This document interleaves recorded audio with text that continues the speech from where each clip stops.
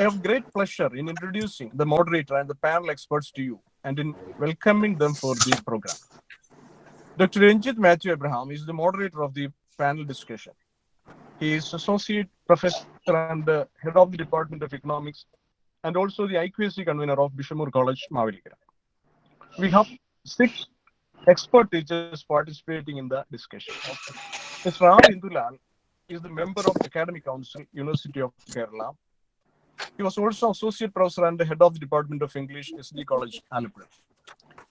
Dr. C.P. Satish is Associate Professor and the Head of the Department of English, SN College, Kannur. Mr. Sri Prasad R is Assistant Professor, Department of English, NSS College, Pantan. Dr. Lakshmi Priya N is Assistant Professor, Department of English, Mahatma Gandhi College, Tirunelveli. Mr. Premjit MR is Assistant Professor, Department of English, Bishamur College, Mavelikara. And Dr. Nair Anup Chandrasekharan is Assistant Professor, Department of English, Bishamur College, Mavelikara. On behalf of all of us participating in the discussion, I welcome the moderator and the panel experts to this session of our program. I welcome all the participating teachers, students, and other well-wishers to the program. I also welcome Dr. Sajeev VP, Head of the Department of Commerce, Dr. Ashish Varghese and Mr. Rahul Jacob Kurula, coordinators of the program. Thank you all. Now I request Dr. Ranjit Matthew Abraham, the moderator of the panel discussion, to start the proceedings. Thank you. Okay, thank you, Dr. Varghese Anikurian. I'm extremely glad to be here as the moderator of this panel discussion on the National Education Policy 2020, organized by the Department of Commerce, Bishop Moore College, Mavelikara. I take this opportunity to appreciate Dr. Sajeev and his team for initiating a discussion on the national education. We have six eminent academicians in our panel of experts, and Varghese Anikurian has already welcomed each of them. And I wholeheartedly welcome all the 6 participants to this online panel discussion. And I also take this opportunity to welcome all the delegates who are keenly watching and participating in this session. Okay, let me start. In a rapidly changing world of today, one thing is certain: yesterday's educational system will not meet today's, and even less so the need of tomorrow. On the 29th of July, the Government of India published the National Education Policy 2020. And since the publishing of the National Policy of Education 1968 by the then Prime Minister Indira Gandhi, the National Policy of Education 1986 by Rajiv Gandhi, and it is a long 34 years since we had a new education policy. And now Prime Minister Narendra Modi has come out with a National Policy on Education 2020. This policy document is going to change the shape and direction of the education process in the country in the forthcoming decades. And it is expected to be a game changer. As we were listening, education is a catalytic tool that can transform the future of our nation. As the saying goes, if you plan for 1 year, plant grains. If you plan for 10 years, plant trees. And if you plan for 100 years, invest in men or in education. And India is passing through a very crucial period in its history. I would be specifically in its demographic history. Around half of India's population, India's 1.3 billion people, are under the age of 26. And the median age of our population is only around 29. And India is considered to be one of the youngest countries in the world. And India is passing through its most advantageous position in terms of its population. And this new education policy is expected, or it is envisioned, that our education system will transform India into an equitable and a vibrant knowledge society by providing high quality education to all. Now, let me go to today's discussion. Today, it is expected that we have two aspects of the national education policy. There will be arguments in favor and against. And to begin with, I think that we are running short of time. Therefore, to begin with, I invite Dr. Anup Nair Chandrasekharan to uh, present the national education policy and school education. I think you can take around 5 to 7 minutes to make a presentation. Welcome, Anup. Thank you. Thank you very much, Ranjit sir. It's a pleasure being here with people, many of whom I've been secretly admiring. And I thank the Department of Commerce for inviting me for this discussion. Now, coming on to the topic, one of the most problematic issues that I found with the existing education system, and this is an assessment that is based on personal suffering, is a way in which knowledge was somehow being magically believed to reside in watertight compartments. Once you finish your SSLC or your 10th standard, you were forced to choose either science or commerce, and if you are the dumbest of the lot, humanities. I had a huge problem with the way that they defined dumb at that point of time, and even now. This would change, I believe, with the new education policy melting the compartments to allow a student of science to, say, for instance, take up economics or politics also. A literature student, similarly, could opt for physics or environmental science if he so chooses. Another thing is excessive importance that is placed on the 10th standard and the 12th standard, excessive importance that was placed on the 10th standard and the 12th standard board examinations. It was always a life and death matter, and on which the prestige of the family or the entire kudumbam kind of hinged. I remember waking up at 5 in the morning and going very droopy-eyed to the physics, chemistry, math, or the bio tuition classes, and not being able to cope up with the stress and the pressure. The NEP is going to do the next generation a huge favor by doing away with the halo that surrounds the board exams, allowing the students to choose subjects on which they would like to give their exams, and exams that would test their core competences rather than being a memory test. And further on, another important thing is that there would be an additional chance given to them to improve the board exam scores that they've already got. And then there was this, there was this entrance examination to be cracked, for which one had to go to the multi-million rupee successful candidate, I don't know how to put it, but successful candidate manufacturing coaching institutes like the Kotas or the Palas, wherein they drill in the required softwares, formulas that you can replicate to find yourself in the leading positions in the national or the state rank list for getting admission to the colleges, to the higher educational institutions.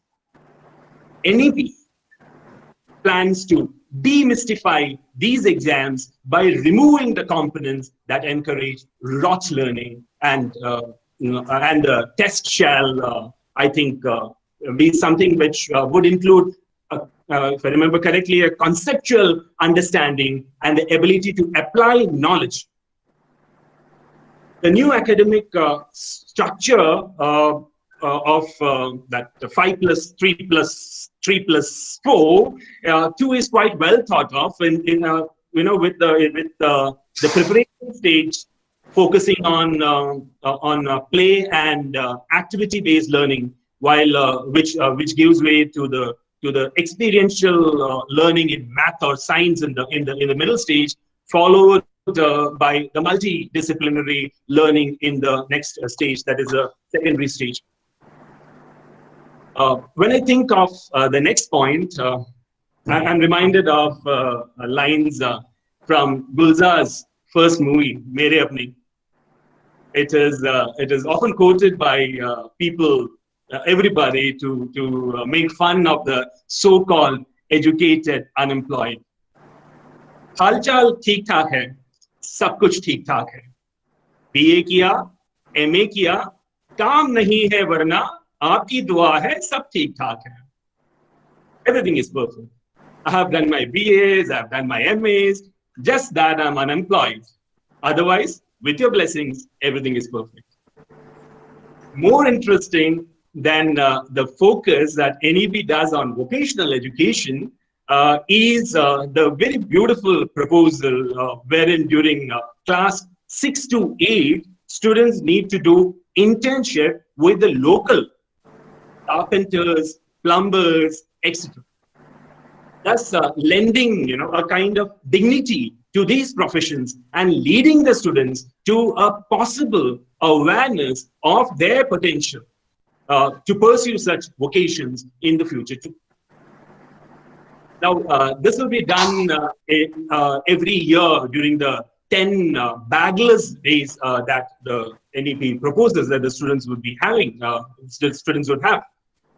This would benefit a state like ours, a state like Kerala, where unemployment is high, but you'd still be hard-pressed to find a plumber or a carpenter or an electrician. And even if you're lucky enough to zero in on one, you would be charged exorbitant sums of money once he decides to oblige you. The way that the next thing is that the way that the progress of a child is to be evaluated is set to change dramatically with the national education policy. What is the report card of a student, unlike what's happening at present, shall not just indicate his performance in the exams as evaluated by a teacher. That's what happens, right? I mean, these days, isn't it? But he himself will need to assess his progress, and his classmates would also be asked to mark him on the basis of the change that they find they have noticed in him. The ancient Greek Delphic maxim says, "Know thyself," and that, I believe, is precisely what the national education policy aims to do. Anup, kindly be quick and conclude. Yeah, I'll just maybe wind up in 1 or 2 minutes.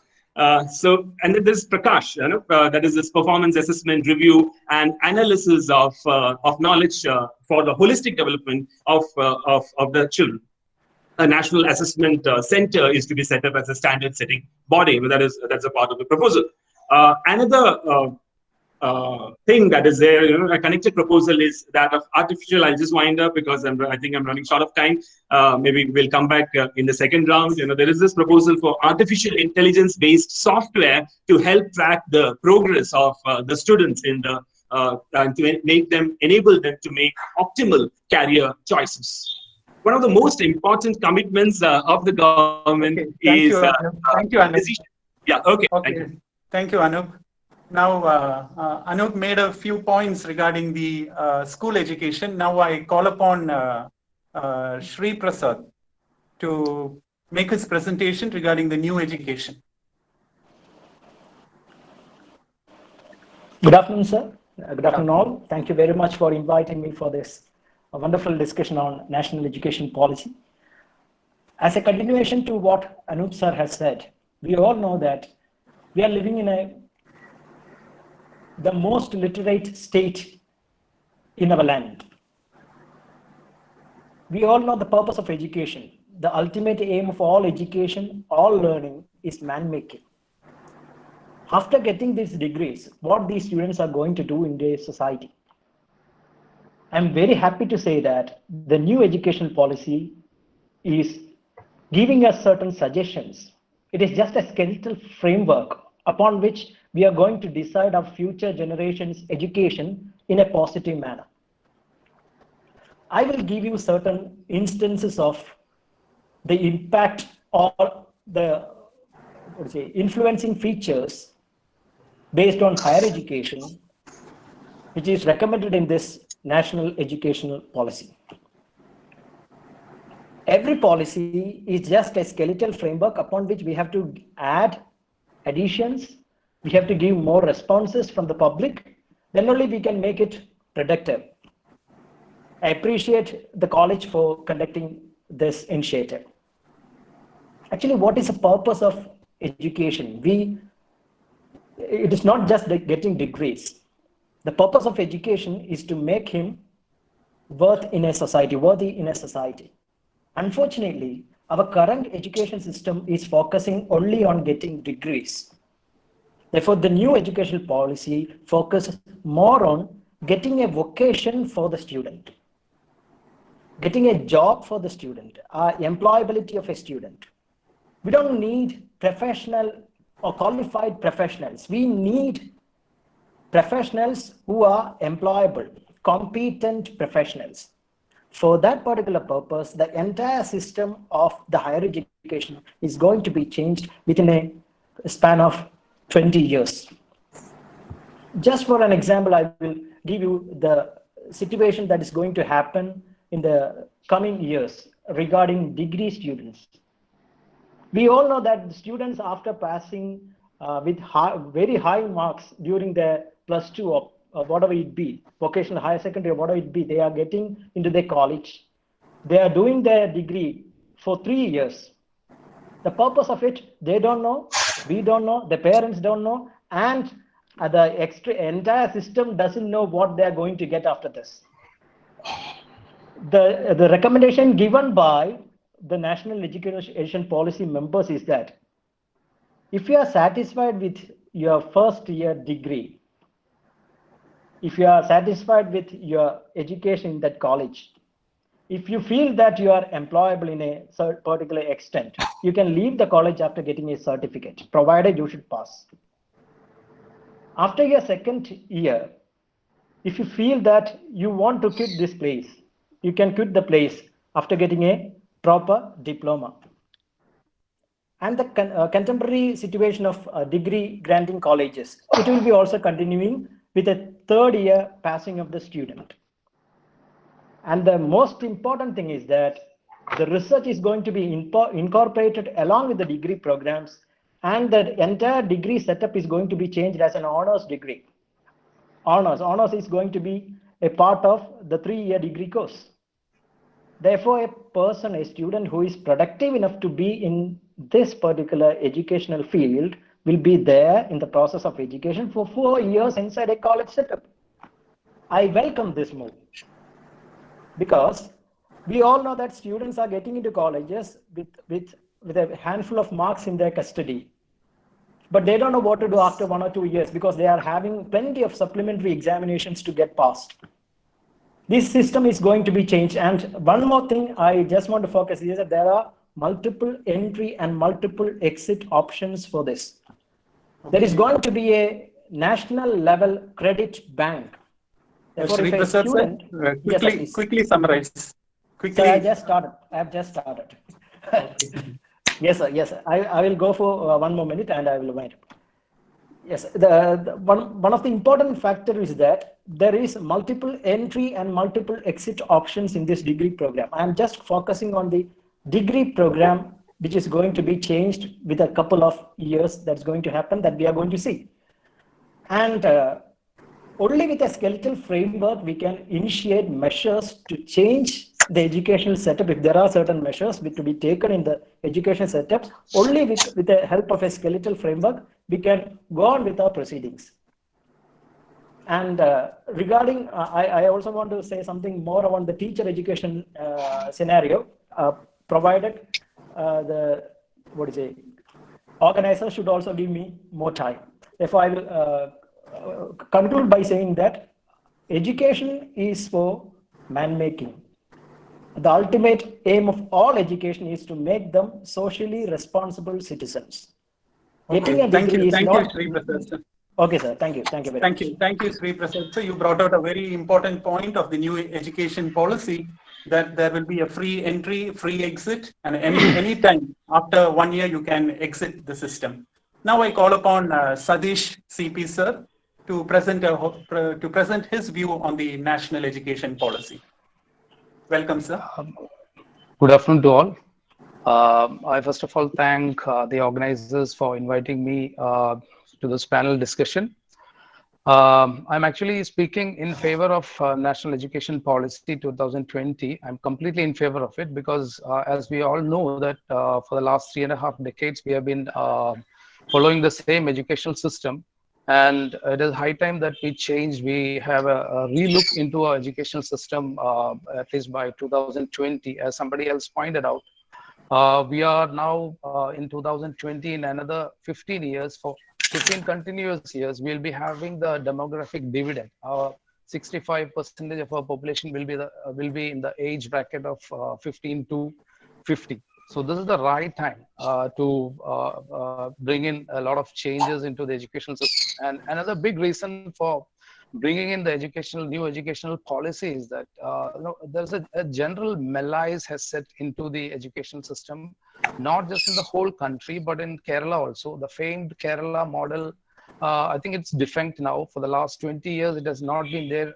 You take education also, the education field also is degenerate, archaic, and outmoded in Kerala state also. So it is high time that we change it. What is happening in the schools and colleges of Kerala. I'm taking Kerala as a model, and I'm not being, I don't have a patronizing tone when I speak critically about Kerala. I think it is a I'm speaking in a self-critical mode because I'm part and parcel of this education system. But we know what is happening. We have high, much inflated marks of plus two. Hello, Satish sir. Yeah. Can I interrupt? Can I interrupt? Yes. See, Can you hear me? Kerala is one state that has made rapid progress in the field of education. Can you just make a clarification regarding that? Yeah, sure. But no, I'm taking Kerala as a model because we are speaking from Kerala. Okay, so we are very much aware, well versed with the situation in Kerala.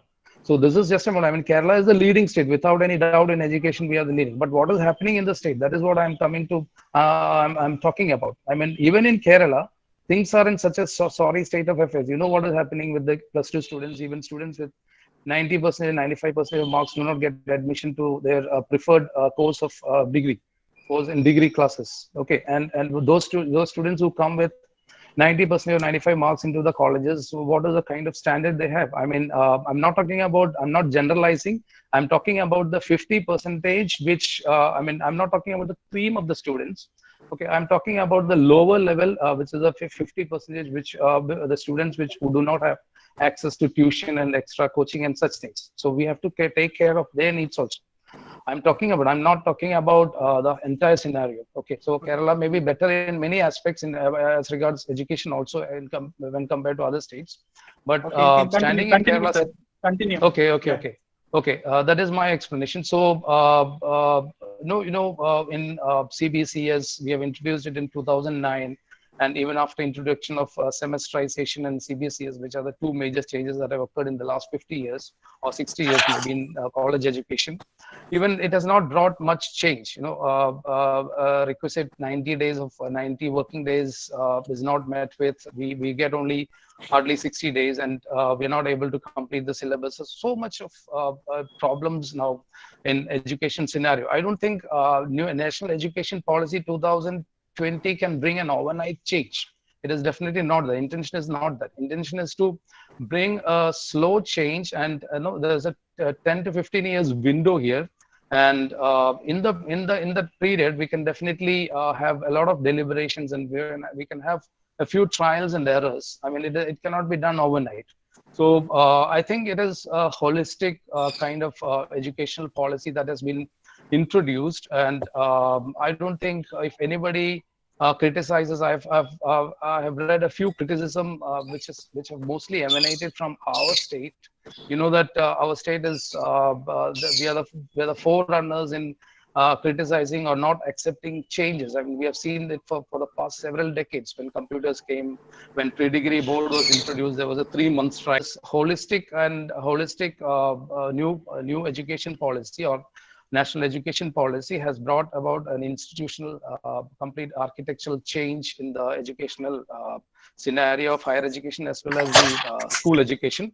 I hope it would do a world of good to the students, and all criticisms like homogenization, about producing mass production of employees in factory line for factory line, assembly line production. So these are all, I don't think such criticism would withstand, because we have everything in it. I mean, there is a big share of liberal education. There is a good mix of vocational education with skilling the students. And then we have sciences, we have engineering, we have a promotion of translation, we have promotion of technological integration into education.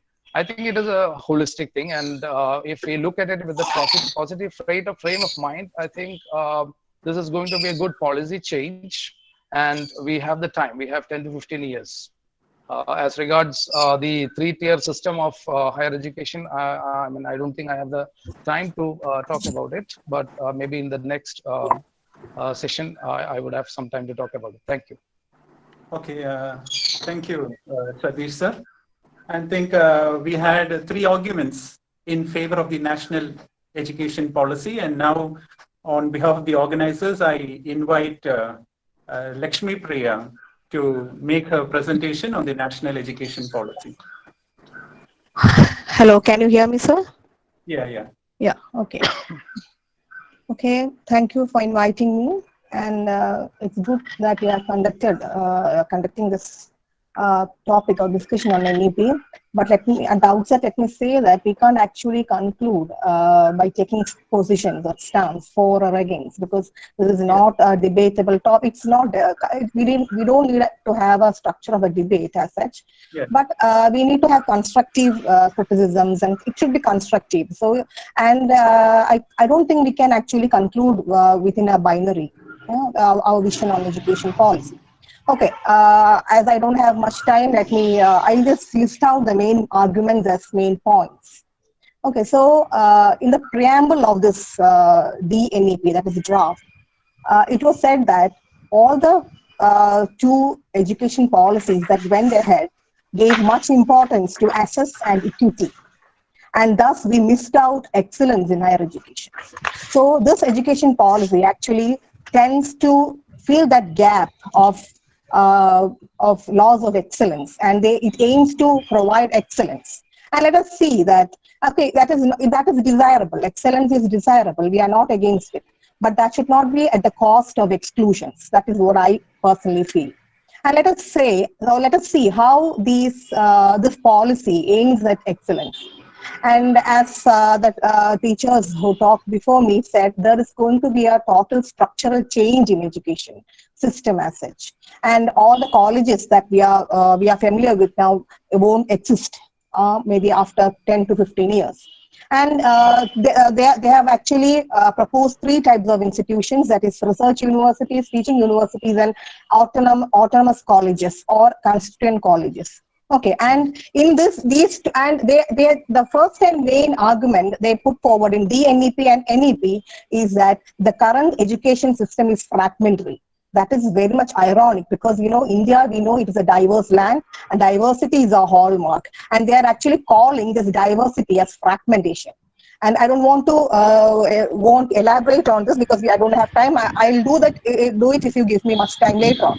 And so this fragmentation is what they see here. And to sum up that fragmentation, or to just overcome that, they're proposing high-tech colleges or higher education institutes, which are mega in size, mega institutes. And let me say, the idea is that to include minimum 5,000 students in these first type 1 and type 2 institutes, and minimum 5,000 to 25,000. And I would like to ask, which education sector or which public sector, which state or which district can actually afford such a mega institute? And the end result, we all know, is that a privatization is going to come up, because only private agencies or private individuals can invest in such a mega infrastructural campaign. Because, you know, to include 5,000 or 25,000 students, you need resources like land, infrastructure, and everything else, so much huge in number, and governments can't do that. So this is a direct call for privatization, first and foremost, I would say. And again, coming to our own sector, the aided college sector, or all the colleges that we are working here, especially the resource persons that are present here, they belong to aided colleges, I understand. And these are going to be autonomous colleges or constituent colleges. And you know, and if you are not ready to become autonomous colleges, you are asked to shut down. This is what it has been done. And again, I'll just point one main argument, that the entire system is changing, and the affiliating system is going to wash out.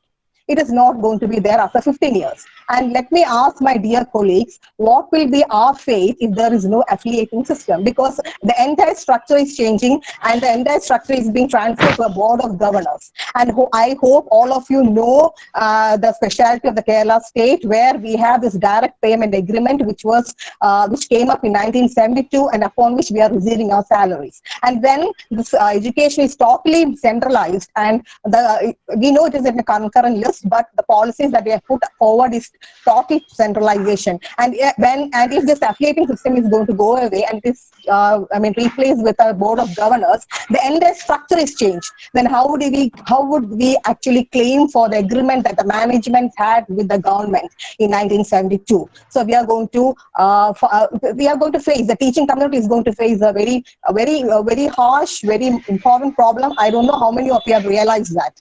And again, coming to, so that is especially with the aided sector that I told, and it's also applicable to all the government sectors as well, because it also comes under affiliation. And then again, I have noticed that the policy continues, or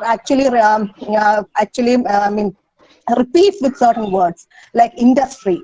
Education is for industry. It is visible in the research sector. That is, you have NRF, National Research. There is a centralized agency for research coming up, and there also it is said that the liability of this board is to connect research with government and industry. I would like to ask, what is the connection this government or industry should have with this research? Research should be a very independent area where we should have knowledge production, and it is not just skill. And everybody talked about employability. I don't know how. Okay, employability is also desirable. We need employment, but education has a much broader philosophy. It is not just for employability, and education doesn't aim to provide human capital for the existing industry. Actually education need to build up more knowledge or knowledge production. It should bring up entire new society and civilization. That is what education is for. And then again, the idea of Indian. You know, they have again and again talked about Takshashila, Nalanda and all, and I don't know how you can relate global excellence with India's past. I don't know how this is going to go together. You need an education system which is global, but it also should be about India's past. We know the social situation or reality of India's past. Who is going to get education, who is not going to get education. And again, the use of term Indian is very much problematic, because, you know, how can you say what is Indian? And let me ask, what will be the conclusion if you are asked to identify something Indian? I'm sure that the dominant ideology or the dominant majoritarian culture would be tagged as Indian. And what will happen to our South Indians? You know, they call us Madrasis, right? Okay, so what I was saying is that there is a clear-cut idea of privatization. There is a centralization going on there. And there is a huge silence about social justice and gender justice. There is nothing told about that. There is no reference to gender justice or the implications. Okay, thank you, Lakshmi Priya. Okay, I'll come back if you give me more chance, because it's only just 20 to 30%. Now I request Professor Indulal to make his presentation on the higher education policy.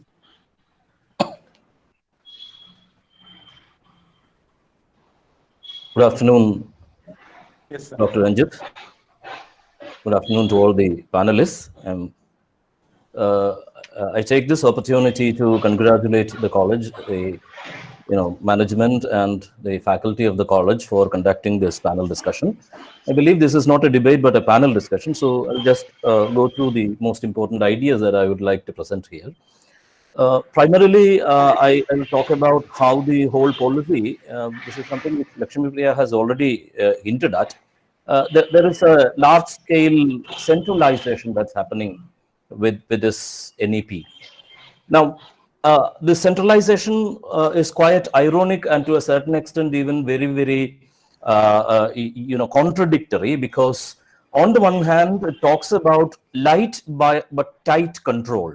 That phrase is very curious, because the control is going to be very light, which means there will be very little control.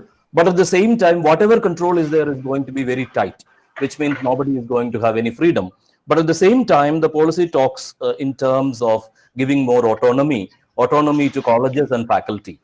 Now, later on, when it talks about higher education, it makes the point that the major problem with present day higher education is that it doesn't have enough autonomy for teachers and institutions. So the NEP is going to give that autonomy. So on the one hand, it says there is going to be central control which is completely centralized, taken over by the central government, and it's not going to give any power to the state governments. It's not going to give any power to the universities to either make policies in higher education, or to talk about how higher education should go in a particular state, or nothing like that. But at the same time, it is talking about how it's going to give greater autonomy.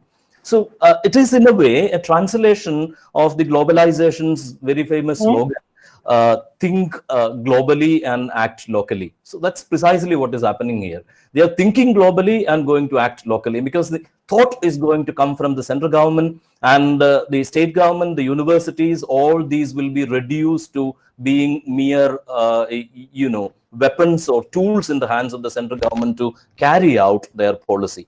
Now, this centralization is something which which comes from let's say what we call the general policy of the present day central government, because they have already centralized the tax regime, and they are thinking about or they are already thinking about centralizing the whole democratic system, and therefore this is education policy is a part of the general centralization that is happening in the case of the government now, and it will ultimately end up gathering all the power into the hands of the central government, thus undermining the very federal values that we have been living by. Now, the Indian Constitution, the Indian democracy has always sworn by federal values, mainly because, as it has already been noticed by the panelists, we are living in a country that is especially noticed for different voices and different kinds of people, different communities living together, all kinds of what we call multiplicity, and that multiplicity is something that is definitely going to suffer, mainly because of this tendency for centralization that the central government seems to carry out here. Now, please conclude within 2 minutes.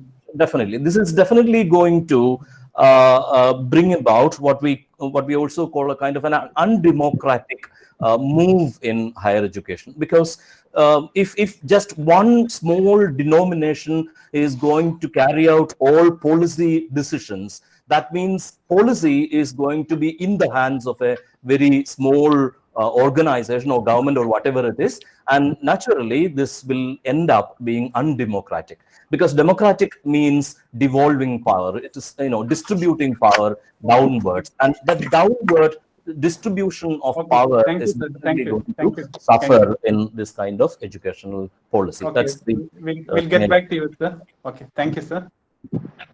Now I request Pranjit to make his presentation. Okay, thank you, Ranjit sir. Good evening to all. At the very outset, let me say that national education policy is a mixed bag, and I don't want to throw my weight against all the provisions of NEP, and I welcome some of its provisions. What I attempt to do in my presentation is to highlight some of the inherent contradictions and inconsistencies in NEP. Okay, first of all, with respect to higher education, the policy envisaged to double the gross enrollment ratio from the current 26.4% to 50%. It also enumerated ways and means to achieve this target by adding almost 4 lakh seats to higher education institutes in the coming years by starting more and more private colleges, universities, and foreign universities. Since all these institutions are out of regulatory framework and having high fee structure, 50% of gross enrollment ratio becomes a dream. Education becomes then largely unaffordable and inaccessible to a majority. Another irony is that the policy wanted to make all affiliated colleges as degree granting fully autonomous, having academic, administrative, and financial autonomy in almost 15 years. How could a college like Bishopur survive without granting aid? So naturally, it has to generate revenue by itself. The easiest way is to collect fees. How does this help for doubling gross enrollment ratio to 50%? The second one is the proposed multiple exit points in undergraduation proposed in the national education policy would lead to more dropouts, which is opposite to the stated object of doubling gross enrollment ratio. Another proposed Premjit, can you elaborate on that, Premjit? See, how is that that it will increase the dropout rate? So multiple exit points are there in the UG course. So then someone having from socio-economic economically deprived section who is not, or who he or she is not capable to pursue education is left with no option but to go to the market. But he can come back. He can come back into the system at any point of time. Okay, sir, I will come back to that. See, Okay. another proposal to double then gross enrollment ratio is to arrest dropouts and to retain those who enrolled. The policy clearly identified reasons for dropouts such as gender, socioeconomic deprivation, ethnic and cultural aspects, disability, geography, etc. But it hardly gives us any roadmap for how to address these.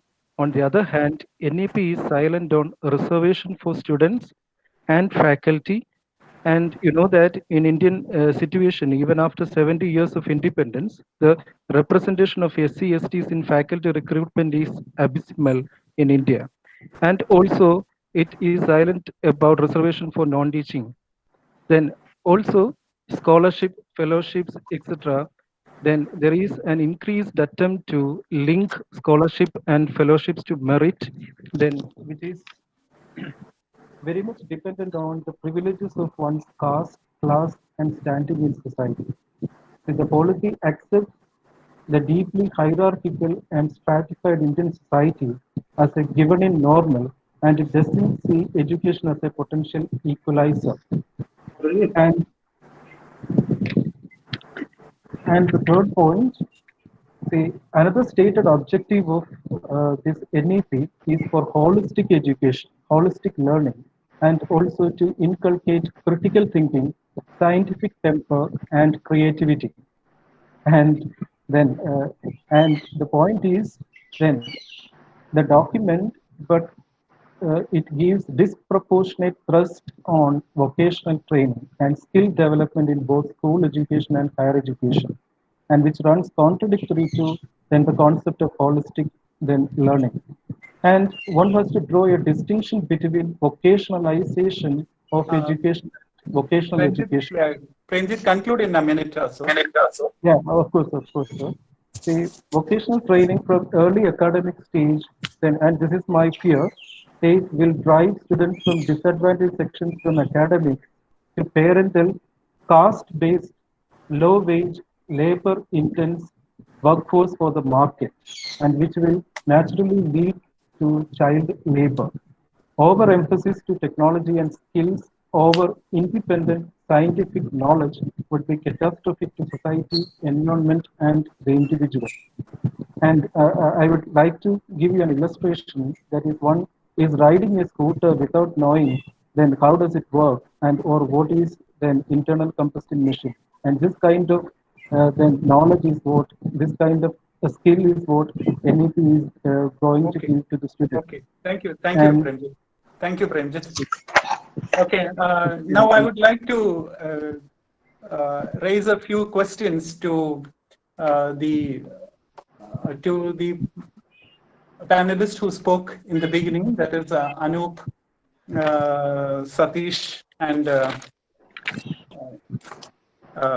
Sri Prasad, sir. See, some of the questions raised by Lakshmi Priya, Professor Indulal, and Premjit were that there is a direct call for privatization in this new education policy. And secondly, Indulal sir raised a very important point. In the name of autonomy, there is centralization, and everything is going to be decided by a centralized body. And we are just going to be tools of weapon in the hands of the central government. And Premjit raised another very pertinent question, that there is overemphasis on skill rather than knowledge. And I would like to go back to Sri Prasad and Satish sir. Can you clarify these doubts raised by them? Sir, shall I? Yeah. Okay, continue. Sir, in India, during the period of independence, with the help of the educationists during that time, they have come up with an intention to start IITs in India. And the only intention was that those institutions will be granted autonomy with the passage of time. Now we understand that in the year 2020, IITs are the best institutes in India. Therefore, it is not for the next day. It is for a period of time. We have to focus more on these things. 1986, the national policy on education proposed by or implemented by Rajiv Gandhi's national policy on education. We all know that in 1993 too, there were certain regulatory changes happened in national policy on education. All these diets have been started with the help of national policy on education in 1986. And we all have this gross enrollment ratio in Kerala because of Sarva Shiksha Abhiyan. A gradual boost up happened in the year 2000 to 2001. And we claim that we are having the gross enrollment ratio in our state as the best option when compared to all other states in India. No, but that is a fact, but that is a fact that we are having one of the best enrollment ratios. Yes, sir, but we shouldn't forget that we are the third most unemployed state in this country. The other first two states are Manipur and I think it's Tripura. And unemployed youth in this state is 37 lakhs, sir, 37 lakh graduates. No, therefore, we shouldn't debate on that. Okay. One single thing is that if Pranjit sir rightly commented that this is just like a scooter, but without knowing the automobile mechanism, what's going to happen in that scooter. But there should be a skeletal framework to move forward, sir. There should be a skeletal framework. This is not going to be implemented tomorrow or the day after tomorrow. But in the passage of time, we have to move with a clear framework, then only can move forward for the localized citizens in the coming years. One single thing I just want to add regarding privatization, quickly. Yes, sir. Regarding the autonomy and privatization of this institution, there is going to be as Lakshmi Priya teacher rightly commented that there will be about 5,000 students in a particular college. How this privatization or how privatization will be boosted up with this policy? That is not the thing, ma'am. That is not the thing. You are going to. I'll just add to that. I'll just I'll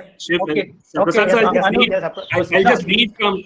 No, I completely disagree with what Lakshmi Priya ma'am said, because I'll just read from 10.1. I'll just read from the report, which says that higher education knowledge hubs each will aim to have 3,000 or more. I don't see anywhere 25,000 written. If ma'am can point that out, I'd be very happy. This should and then there is a second. No, I would like to that add is on point number 10.1. And the second thing is about the India thing. I think I'll talk about that later because I think Satish sir was given that. I just wanted to add one thing Satish about sir, centralization. Satish sir, I'll give you a couple of minutes. Satish sir, you will get a couple of minutes to answer to these 3 questions. Okay, about centralization, I mean, Higher Education Council was formed in Kerala in around 2009. And every university is autonomous. Every state, we have only a few universities in Kerala state, and every university has board of studies. But in 2009, starting from 2009, what happened was that these Higher Education Council had para dropped syllabuses. I mean, syllabi, especially of English, in a uniform manner to all the universities. So this is a kind of centralization. I mean, this is a kind of centralization of one of the higher education bodies in Kerala. And as far as the central government is concerned, what they've done is they've just given a policy framework. I mean, they had asked people to respond to it. Almost 2 lakh responses had come, and they had taken into consideration many of the things, and they have ironed out many of the things. And then we have a window of 10 years more. And as regards Lakshmi Madam's comment about 5,000 to 25,000 students in universities, I think in colleges, I think the situation is entirely different in North India. In Baroda University itself, they have 25,000 students. In North Indian universities, they have 15,000, 20,000 students. It's not a big phenomenon. Maybe it's there in Kerala. In Kerala, the scenario is entirely different because we have more aided colleges. Yeah. Okay. Okay. I have a few more questions to ask to Dr. Satish Sri Prasad. See, this new education policy is giving more, don't you think it gives more stress on Sanskrit as a language, whereas it gives importance to the mother tongue? Education should be in the mother tongue or in the rural language till the 8th standard, preferably 8th standard, it says. But I feel there is doesn't it feel that there is more emphasis on Sanskrit as a language, spreading Sanskrit as a language? How do you respond to this? Absolutely not. I think absolutely not. Shall I respond? Yes. As per the age schedule, we do have nearly around 20 languages. 22. And we do have about 35 languages in the waiting list to be included in the 8th list. And there is no type of such wordings on the Sanskritization. We are not going for Sanskritization. Who said that there is Sanskritization? Nothing like that. Section 4.17. I'll just read from that. Sanskrit will be offered at all levels of schools and higher education as an important enriching option for students, including as an option in the 3-language formula. Sanskrit textbooks at the foundational and middle school level may be written in simple standard Sanskrit, and Sanskrit through Sanskrit and make study truly enjoyable. And so there's one section coming. There is an addition to that. It says that section 4.13 says that no language will be imposed on any state. No language will be imposed on any state. So why should there be? Why should there be such fear about Sanskrit? No, there are a lot of takers for Sanskrit in many of the states in India. If Kerala doesn't want, we don't have to take it. That's all. I mean, the national education policy is promoting regional language like anything, because there's a translation, interpretation, separate higher body has been formed. And thank you, sir. All the developed countries teach their children in mother tongue. And then just I just want to answer what Lakshmi ma'am said just now about Anup, India. Thank you. Anup, thank you. Now I'll get back to the other participants. I would like to go back to Indulal sir, Lakshmi Priya and Premjit. I would like to put a few questions to you. That is, don't you think that this national education policy is going to be a real game changer? It is going to really boost India into the next generation, or we were talking about the demographic dividend, and I think this policy is really apt enough to take India into the next century, into the 21st century. India is going to become a knowledge superpower. Do you agree? And you can also answer to the questions raised by the others. Lakshmi Priya. Okay, it's good if India can become a knowledge superpower. That is more welcome, I know. But the problem is that India is going to achieve that, even if India achieves.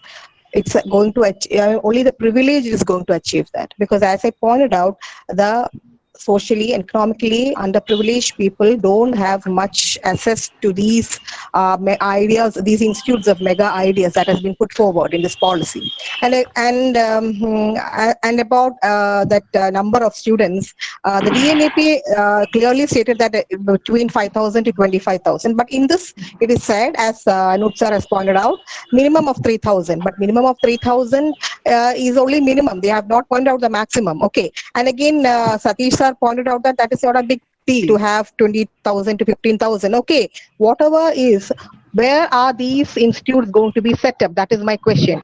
Where can you find, and who and where and how are these institutes going to be set up? There is no clarity regarding it, and there is no clarity regarding funding or the everyday working of these or everyday administrative working of these institutes. Okay, only there is a reference about the board of governors that has been mentioned, and it also talks about the autonomy. And again, autonomy with strict regulations, as Indulal sir has pointed out. Okay, and so this is, I think, what I need to add. I don't know. I don't remember any other question directly pointed to us. Can you just... Indulal sir, if you want to add anything, you can add. Indulal sir? Yeah, sure. I have two points to make. One is a response to what Sadish sir has already said. I think he thinks the Higher Education Council imposed a syllabus on the universities, which is not very true, because I was a member of the Board of Studies at that time. There was absolutely no imposition. It was just a model syllabus. Because Kerala University, for example, brought in a lot many changes into that. A broad framework was there, but the framework was something that was very flexible, and different boards have taken much freedom with it, and nobody was there to scold you or chastise you for moving away from the general pattern. The problem with the NEP is that that freedom is not very much there. It is there regarding syllabus. I'm not saying it is not there regarding syllabus, because the policy envisages a possibility of a lot of local color. The universities or the governments probably thinking about bringing in local content and so on. But the problem is that whatever the university or the government manages to bring in is ultimately regulated from the center. The central government can either accept or reject it. So ultimately, the decision is not with the the state government or the university, but it is with the central government. It's with a small group. It's not even with the central government as such, but it's with a small group, a very small group of people, among whom I think there are only one or two educators, and the others are going to be actually government servants or maybe politicians. So that is the kind of regulatory authority that is going to be set up. Of course, they have made a lot many changes in their initial propositions because of the criticisms that were raised. But at the same time, that central regulatory framework has not disappeared, and I'm very worried about the term tight, even though light. The tightness of regulation is a problem, which was not there in the case of the Higher Education Council of Kerala, because remember, it is just an advisory body. It doesn't have any regulatory. Okay. Thank you. Okay, now Premjit, can you make a few comments? Yeah, Premjit? of course, sir. So I just want to draw the attention of the other panelists. Then with regard to foreign universities, that I think very important to address. And isn't it a hypocrisy on our part when every attempts were made to then discredit and suffocate eminent centers of learning in India, such as JNU, Jamia, Hyderabad Central University, etc. But we are offering a red carpet welcome to foreign university. And I think we need to address this issue, because I think by inviting foreign university, and all these great universities in America and Europe have earned their reputation by building upon their rich intellectual legacy.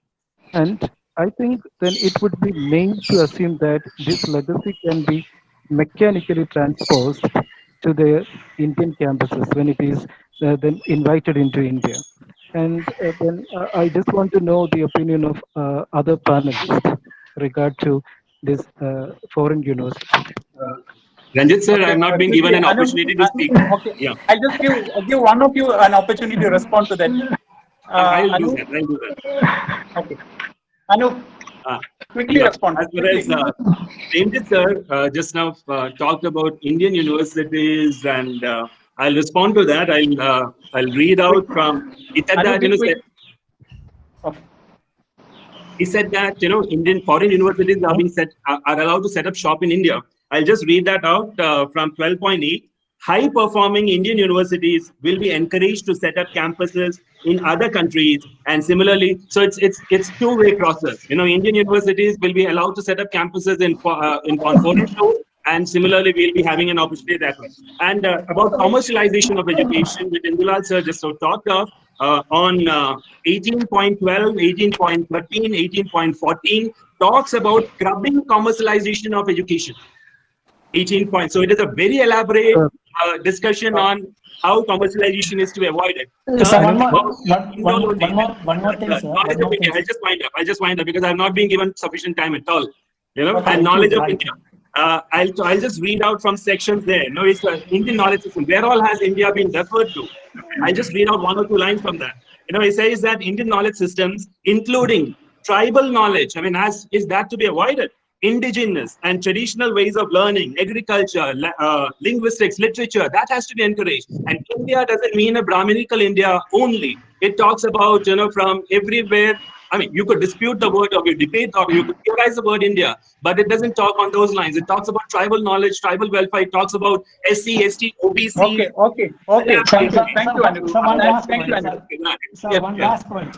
Yes. Adding to Anup's idea, there will be the setting up of a new institute, which will be termed as Indian Institute of Translation and Interpretation, which will be giving importance to almost all the languages that is going to be spoken in India, that is speaking in India throughout, and that has been spoken in India in the past years too.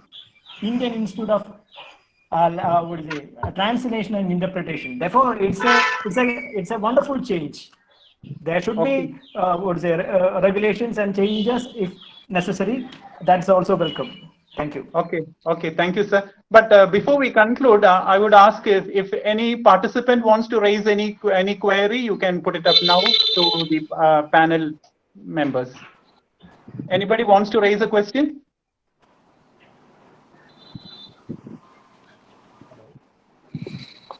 Sir, can I ask one? Yes, Hari Krishna. Okay, welcome, Hari Krishna. Mention about these foreign universities. Yes. I'm going to tell you that no foreign university is going to come to India. Just take the top 3 IITs in India. All 3 have scored 0 points in the intake of foreign faculty and foreign students. And do you think without the IITs doing better, do you think the other institutions are good? We may go outside and set up shop in some underdeveloped countries, probably in Latin America and Africa. But otherwise, that's not at all going to be a challenge in India. I don't think that's going to happen. And next, one more point, sir. In this NEP, is there any possibility of creating academic nomads?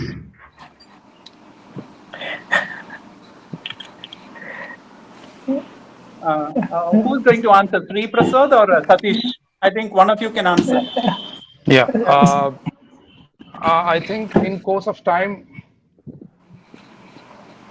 I think in course of time, foreign universities may really come to India. I think there are some twinning programs going on currently in the country now.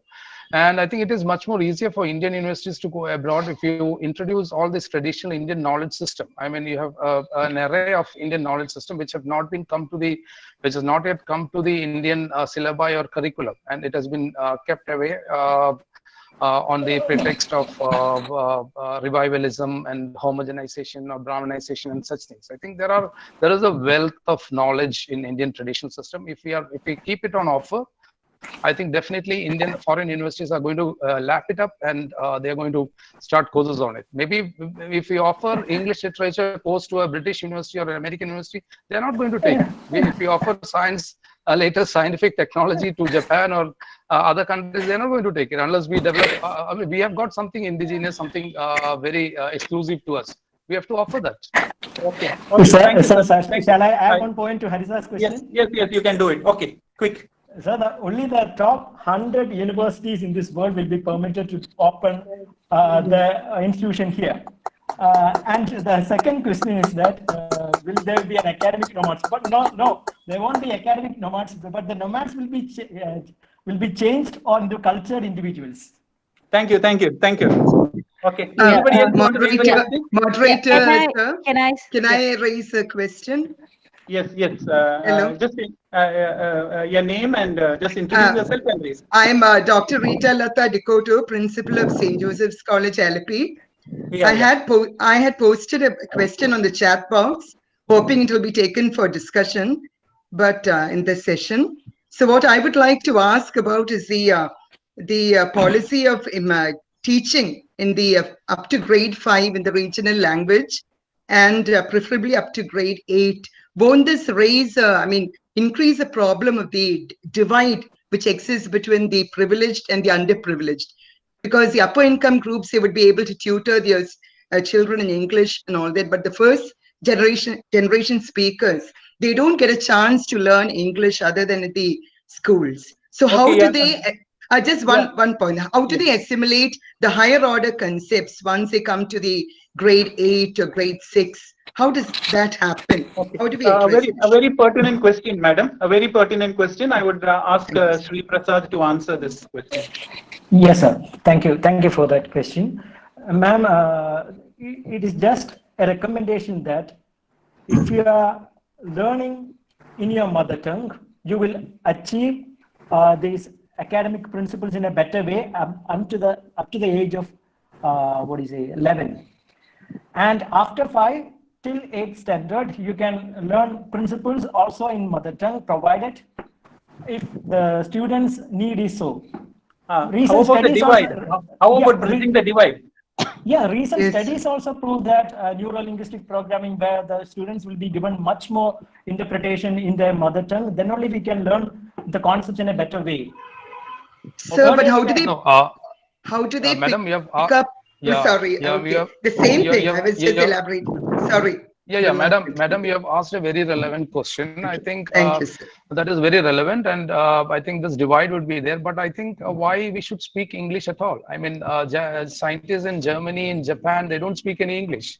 Our students who can pick up the nuances of sciences and technology, if they can come up as scientists, they need to speak only in their languages, only in their particular language, mother tongue. We are talking about increasing the global competitiveness of these students. You have said it right. The privileged people would be taking tuition in English. They would be mastering the language when the other would be left out. That is true. So we'll be reinforcing. Ma'am, there is one point that I'd like to say.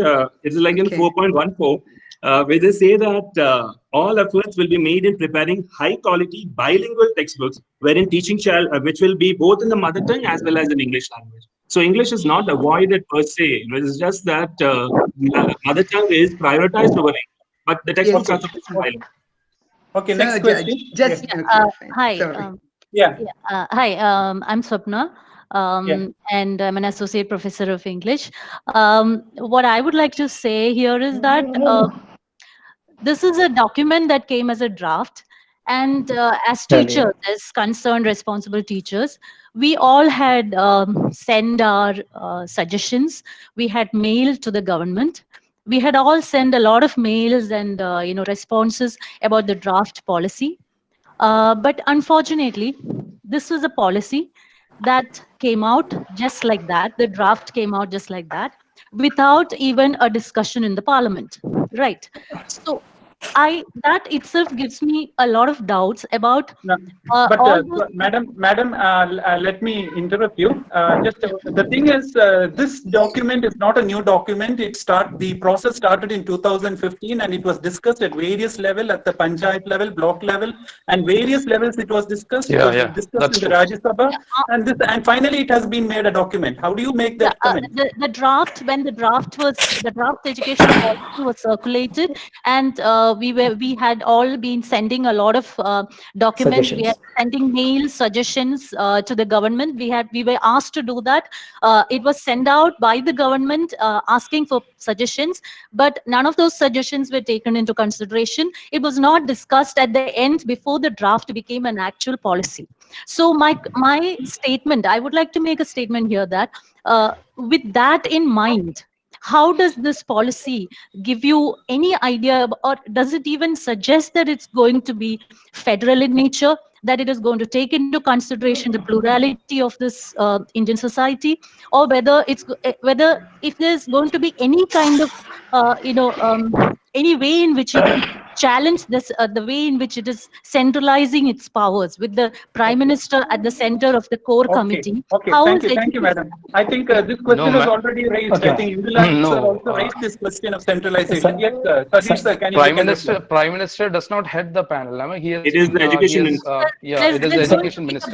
There's going to be a body. I don't remember. No. RSA is to be head by Prime Minister. RSA is head by Prime Minister. That was in the draft policy. In the final policy, it is the education minister.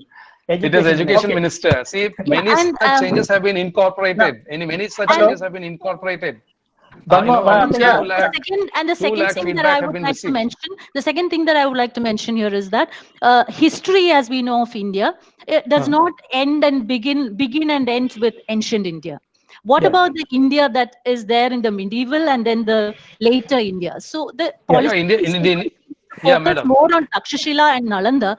What about what happened after that? I feel that that's a gross error that should not happen when you talk about India as a country. Thank you. Okay, so far in Indian textbooks, India's history began only in the 10th century or 11th century. We never had any idea about what happened before that. How did we know about it now? Isn't it true? I learned about Indus Valley civilization. Did you study anything about the text, the history before 10th century? I did. I learned about Indus Valley civilization. I learned only about Mughals. Maybe you did not learn it. I learned. Just a question. Could you name university during the Mughal time? Okay, please.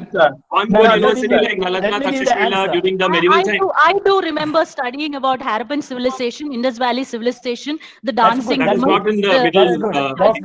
I do remember. That's good. I'll just give two minutes. Hello, I'll give just 2 minutes to Satish sir or Sri Prasad. Who wants to answer this? They can do it. Just 2 minutes. Sir, let me answer this question. Only to understand the history of this land, we have to learn the languages of that land. For that purpose, we have included, the ministry has included institutes to learn Prakrit, Pali.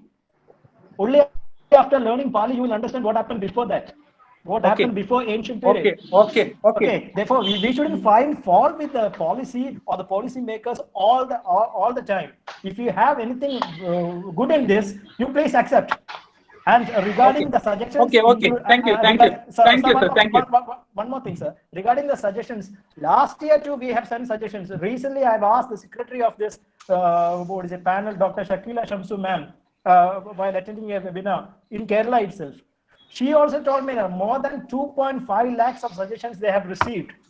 Unfortunately, they didn't receive any suggestion from Kerala. I don't know what was the reason behind it, or the suggestions may not be that much vital according to their panel. That is a point. Yes, Lakshmi Priya, I'll give you an opportunity. Lakshmi Priya, yes, thank you. Lakshmi Priya, can you answer to that question? That comment. I don't know how to answer this because I personally sent a suggestion. I don't know any, and you know one thing. If they found it not up to the mark, it is not. I mean that itself tells why. No, ma'am. No. I didn't. Okay, thank you. Okay, that's the point. Thank you. If they are blind to suggestions from Kerala, that itself speaks about it. Okay, thank you, Lakshmi Priya. Thank you, please. Okay, thank you, Satish sir. Thank you, Sri Prasad. Now, anybody else wants to raise a question? We have just a few more minutes before I conclude. Anybody else wants to raise a question? Or we will go to the... So there is one point that is left undiscussed about autonomous colleges and the danger of commercialization. I think that has not been addressed. And, no, answer that was that, put forward. I think that was. So that question was put forward. The answer was no. not. The answer was No, not. it's okay. Lakshmi Priya and Indulal made their comments regarding They made the autonomy. comment. Yeah. We didn't respond. We didn't respond. No, I think anybody else wants to raise a question? You can. Anybody else wants to raise a question in the audience? Hello, sir. Yes, yes. So myself, Shahin, I'm an ex-Bishop Murray. So my question is that, I mean, we have talked about the emphasis on Sanskrit with this NEP, but I'm thinking, I think that English is turning out to be the new Sanskrit, because only, this NEP will lead to the capitalization, because the family of the Indian students want English education for their students. Okay. But oppressed classes won't be able to meet this, and this will be provided by the capitalist institutions, which will which only enable the privileged classes to have this kind of an education. So the capitalization of English education will be there, and the English will turn out to be the new Sanskrit, the new language which the as in our ancient times, as the Brahmins had the control over the knowledge. In the modern India. Okay, Shahin. Okay, yeah, the question is clear. I think we discussed it earlier regarding Sanskrit. I think the point has been taken up for debate. So I think it has already been answered. May I intervene? Actually, Mr. Shaheen made a very, very interesting remark. Because remember, when he says English is going to be the new Sanskrit, what he means is probably because this new education policy is not giving enough support to English education in India. Yes, English is going to be learned only by a few. And then those who learn English, those few people who learn English will be given all privileges in society. So ultimately, it's going to build up an entirely new privileged class who have the the possibility of learning English because they have more money. That's a very, very important problem. I remember a seminar conducted at FLU in which this problem was raised by the the underprivileged sections. They said, why are you denying us English education now when you already have all the privileges of English education? Now that question might crop up with reference to Thank you. Thank you, sir. Anybody else wants to make a comment? Anybody else? Sir, please. And just wait. Let's see if anybody from the audience wants to raise a question. Anybody? Anybody wants to participate in the debate? Okay. Yes, sir. I'll give you an opportunity. Yes, so you can make a comment. Yes. So actually, the topic for discussion have changed from new educational policy to Sanskrit, and that was a very good. That was a very good question by that student, and that's a relevant question because I don't know what Sanskrit is. I didn't learn Sanskrit. I have learned Sanskrit from English textbooks. The importance of Sanskrit of our tradition from English textbooks. Therefore, English should be our Sanskrit. English should be our prime concern. No change. Okay. Thank you, sir. Thank you. Okay. I think on behalf of the organizers, I thank all the panelists for making a very valuable comments.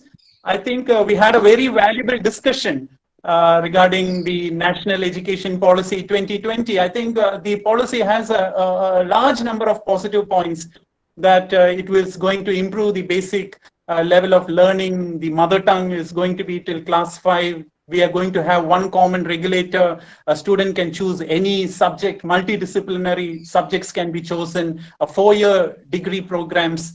The master's program may cease or it is going to lose its importance.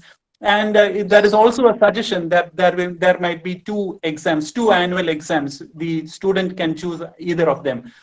And some of the major criticisms against the policy is that it is going to encourage commercialization, and sometimes corruption is likely to prop up. And one important thing is the national education policy visualizes to spend 6% of the GDP on education. But as a student of economics, you see in the Kothari Commission in 1968 itself, it was envisaged that 6% will be spent on GDP, or 6% of GDP will be spent on education. In 1986, in all the national policy education reports, you will find that it was envisaged that 6% of GDP will be spent on education. But this has not materialized so far. And education in the mother tongue And this national education policy is not free from the board exam phobia. And the aim of this education policy to adopt multidisciplinarity, how far is this possible? Now, for example, we take our IIMs, IITs, they are all single disciplines. But how is this possible to make all these institutions as multidisciplinary? It seems to be a little impractical. And similarly, it is envisaged that research is going to be the duty of the National Research Foundation. How far this is going to, I think it is going to isolate research from the universities. These are some of the criticisms leveled against the National Education Policy 2020. I sincerely hope that there will be more debates, there will be more discussions, so that we will have this National Education Policy 2020 will enable our economy to face the challenges of the 21st century. I thank you all for your participation. Thank you. Thank you, sir. Thank you, sir. I get back to the organizers. Thank you, thank you very much for all participants and panel members for joining the program organized by the Department of Commerce, Bishop Moore College. I remember the words of K.T. Jalil, our higher education minister. He had said yesterday that the plan is pregnant with negative points and plus points. We being teachers should focus on what we can copy from this plan, as well as give constructive suggestions like this.